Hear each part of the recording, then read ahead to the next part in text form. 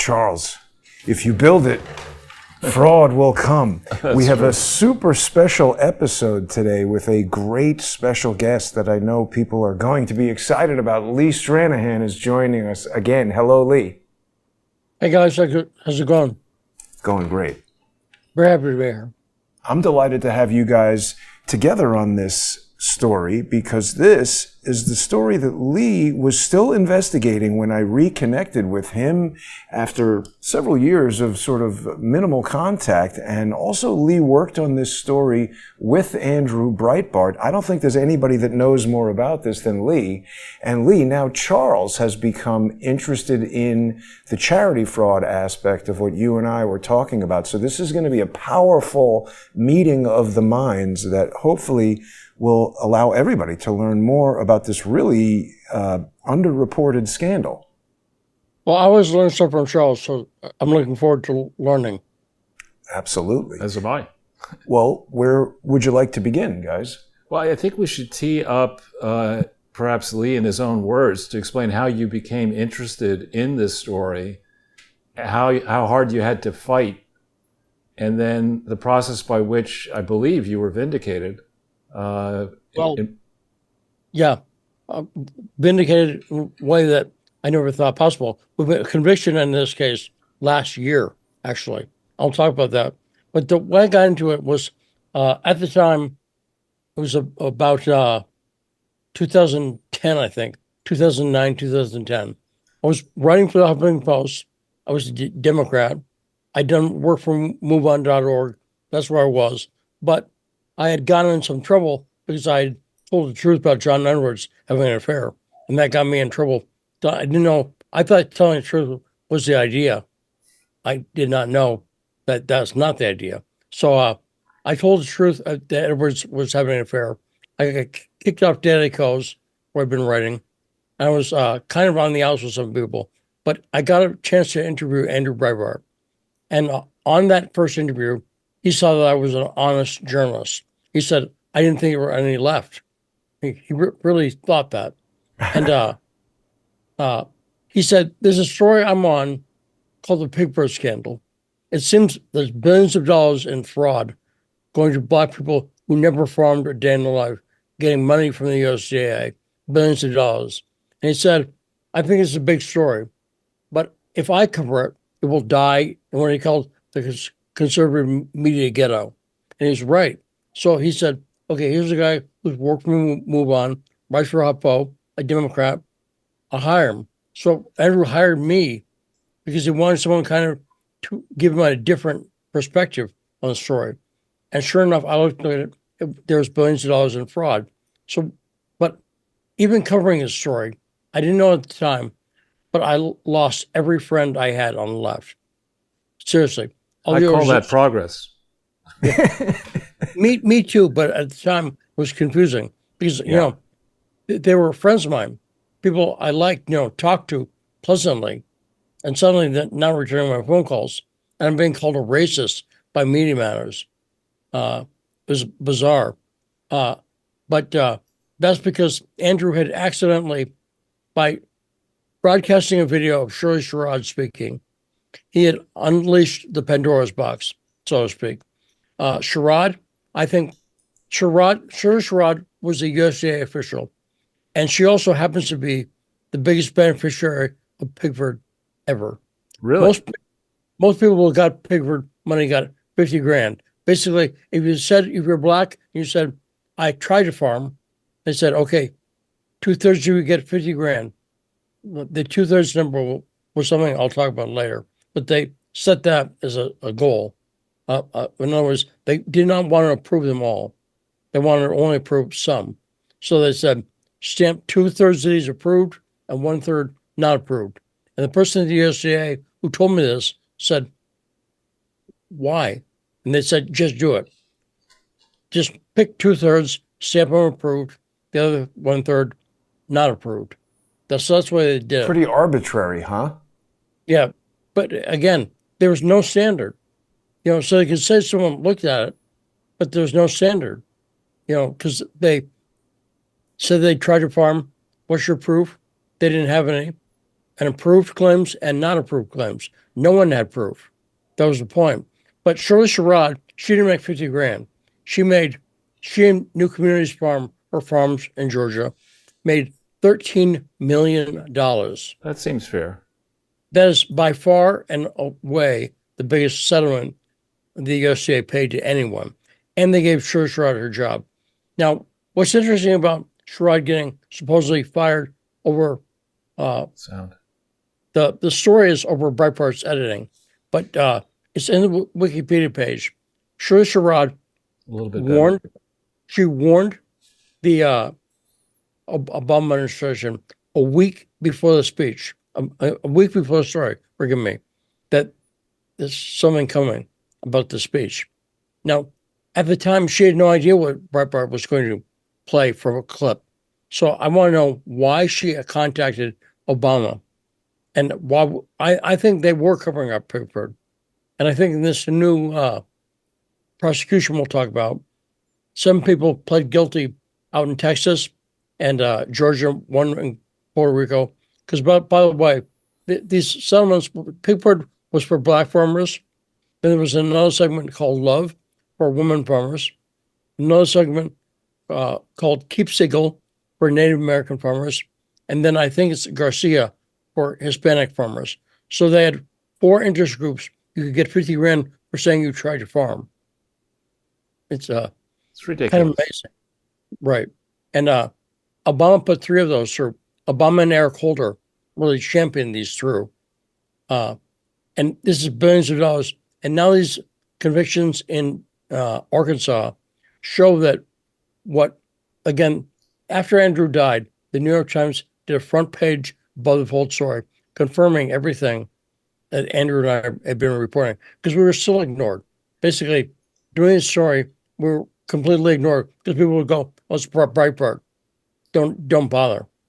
And then the New York Times came out front page above the fold story. Everything we said was right, but people still ignore it, and they ignore it to this day. And it's a huge story. So who is Shirley Sherrod's husband?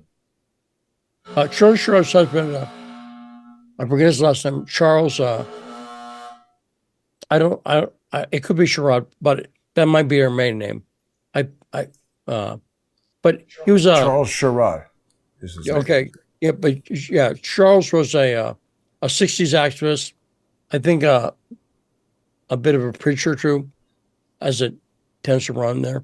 But a '60s activist, and he and Sherrod went to Cuba on the program where Americans could go to Cuba and work on collective farms. I forget what it's called. Ooh, he died in 2022. He was an American minister and civil rights activist during the civil rights movement. He helped found the Albany movement while serving as field secretary for Southwest Georgia and Student Nonviolent Coordinating Committee. Sounds very Weather Underground. He also participated in the Selma voting rights movement and many other campaigns of the civil rights movement of that era. Yeah, he was on the radical side a little bit of the civil rights movement. It's that transition phase between what's called traditional civil rights and then the more Malcolm X, Black Panther era. Right. Mm-hmm. It was kind of at the cusp. Wow. But Interesting. I think he was an avowed communist. I'm not judging, he's saying. Right. So it says that rather than returning to school in the fall, Sherrod moved to become a full-time organizer to stimulate new black initiatives in the strongly segregated and Ku Klux Klan-dominated community of Albany, Georgia. Sherrod was later joined by fellow SNCC worker Cordell Reagan in October of 1961. Sounds like he was operating in the area where Fannie Willis and some of her father. We should check into... Now, wait a minute here. Southwest Georgia, very rural area. Yeah, okay. So here they're talking about H.C. Boyd. This is going to be interesting. So the movement was troubled by internal dissension when Sherrod and Reagan emphasized direct action, which is like violence, as far as I understand, including sit-ins and jail-ins, and held learning sessions on how to engage in nonviolent strategies for Albany students in anticipation of a major conflict with the police.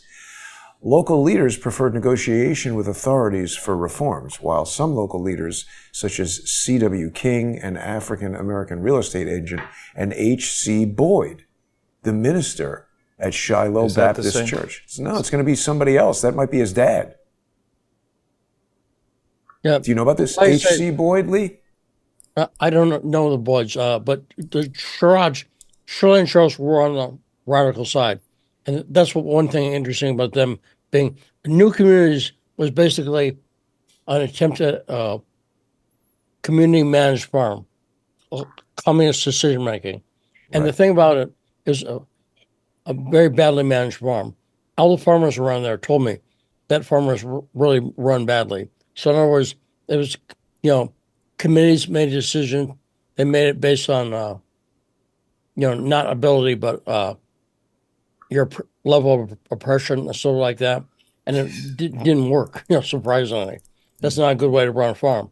So that farm had a lot of trouble. And the other farmers really, as a farm, they had no respect for it at all. So now, isn't this Dr. John Boyd Jr., he's got something to do with this. This is the guy who got his degree from his own university or something like that, right? John Boyd, I know a bit about, yeah. But I don't know his connection to other, Boyds are pretty good. Well, it's interesting, though, that name appeared here, but this is a website for him that says, the deadline to apply to the Discrimination Financial Assistance Program has been extended until January 17th, 2024. There's a missing word, Jason. What? Beware of other scams. This is a scam. Beware of scams. Oh, I see that. And misleading ads. Yeah, so, I mean, this is johnboydjr.com. And, you're right. There really are scams within scams. And all scamsters, by the way, hate each other. Every scam, when you interview a lot of these people, as I have, they all talk smack about each other. So this one guy has a nice office in Memphis, and he's saying, well, John Boyd's a ripoff guy. But I talked to Boyd, and he's saying, well, Burrell, with his office in Memphis, that guy's a ripoff guy. They don't sound like Alex Jones. I don't know why I did it twice. But anyway, they really talk smack about each other. A lot of infighting, a lot of jealousy. Because, again, it's people competing over a basically huge pile of money. You're talking millions and billions of dollars. So, but isn't it distressing? We think about this. I mean, that Barack Obama is, if we believe his pedigree, he went to an Ivy League college, Ivy League law school, and the best he can do is be a nuisance, because that's what a community organizer is. You're just a nuisance. You're complaining. And you're making it difficult for business as usual to go forward. In the long arc of Barack Obama's life, his signature piece of legislation is a disaster, Obamacare, in my opinion. And here's another effort, probably inspired or at least propelled by Obama, where a black person comes along and says, the way I'm going to, contribute and have my life move is I'm going to create this entity, and I'm going to complain, and I'm going to get my paws on taxpayer money that I shouldn't have in the first place. I mean, you can't let people like Jesse Jackson, Al Sharpton, Barack Obama, and hucksters on the right do the same thing. They've got to be slapped down and punished. And so the interesting thing about this one, too, is Obama had trouble in the election in his second term with a specific minority group, a specific demographic, black people. Actually, black people in the South did not like Obama. I know. He was having trouble with that demo. So Pigford was basically reparations for votes. Right. I mean, was sending millions of dollars into black communities kind of in a stealth way, below the radar, but that was what it was for. I'm convinced. Was vote buying. Interesting. And isn't Joe Biden essentially doing a replay of that by giving money to students? Similar, right? Yes. So, Lee, this is where the rubber is going to meet the road, and we're going to get into the bulk of this on the First Amendment Forum. People are going to be able to join us for that and also watch on Lee's channel. So if you are not yet sponsoring Lee on patreon.com/Stranahan, please visit and sponsor Lee. Help independent journalism stay alive. Help Lee keep going. People who are already sponsoring on odyssey.com/@crowdsourcethetruth or crowdsourcethetruth.substack.com or subscribestar.com or patreon.com will also get to see the simulcast. But Lee, what we're going to do is, sorry about that. Worship the air conditioner. Compressor on the air conditioner. But we're going to be looking at some of the 990 filings and doing a very traditional Charles-style real-time investigation. He really hasn't looked into this National Black Farmers Association, but you and I were looking at it a little bit the other day. Charles can pull details out of these filings that will immediately identify red flags, and really he's the expert in this. So we'll go through that. I can already see he's making a face at the filing. That means we're going to see something interesting here. Yeah. But you actually met Boyd? Oh, yeah. What was his reaction to you? Was he hostile or? Yes. Well, Jason, if you can find the press conference video. Was that on your Twitter, Lee? Yeah. I can search for it. No, I'll find it. Okay. Yeah, we'll look at that. But it'll take a minute, so keep explaining. Charles, it's a good answer to your question. What does Boyd think of me? You'll find out very soon. I'm right front row in a room you recognize well, the press club in D.C. So you're not on his Kwanzaa list? His Kwanzaa card list? No. Ooh, there's a lot of AI that's been generated since we last looked at it. A lot of Stormy Daniels AI. No, wait a minute. Maybe it's not in the media section of that. No. It's all in the main section. Okay. We'll keep looking here. You have to go back to Sunday. Sunday? Not to be non sequitur, but Lee, what did you think about Tucker Carlson interviewing Felix Rodriguez? I didn't see it yet. Got it. I saw the beginning of it, but I didn't finish watching it.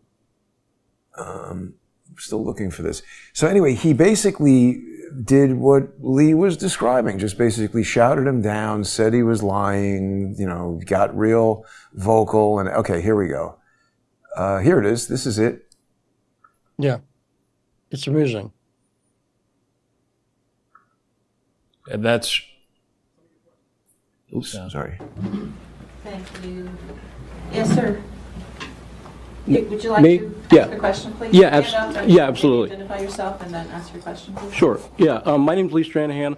I'm with the Huffington Post, and Yeah, I read your horrible blog you wrote about me yesterday. Yeah, you called everything fraud. You called me a fraudulent person. well, I know I felt the ABC piece was unfair, but I've been traveling for 2 months, talking to people involved with Pigford. I talked to Rose Sanders. I talked to Mike Espy. I talked to most importantly, black farmers, but I talked to Othello Cross, all people you know, and I talked to black farmers like Lucius Abrams, people you know, What's your question? Eddie Slaughter. Now, Lucius told me yesterday to ask you, what you're saying here is not true, because the actual black farmers, I believe you know that 80 to 90% of the people who are getting paid in this are attempted to farmers and not actual farmers. Those are numbers that are through FOIA requests and through people like from the Office of the Monitor told me that. They're mostly attempted to farmers.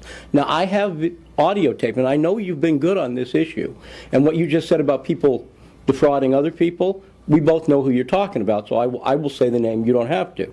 Tom Burrell has been going around in meetings, and we have a 2-hour audio that we just released on Thursday of Mr. Burrell suborning perjury, telling people how to collect on this, whether they farmed or not, telling people how to collect.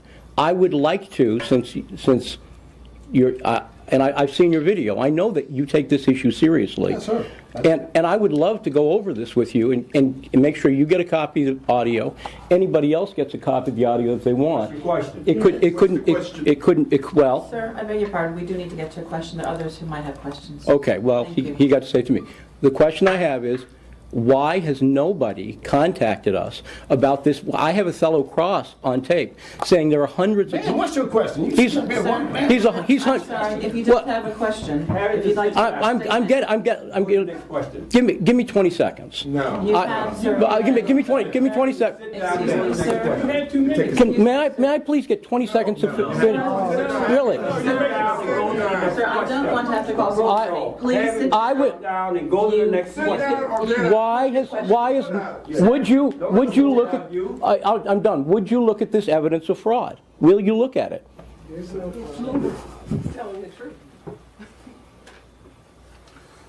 What fraud? I have Othello Cross.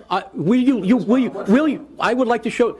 Not one dime has been paid out. No one here wants to hear this. Will you look at the evidence? Man, you hard-headed.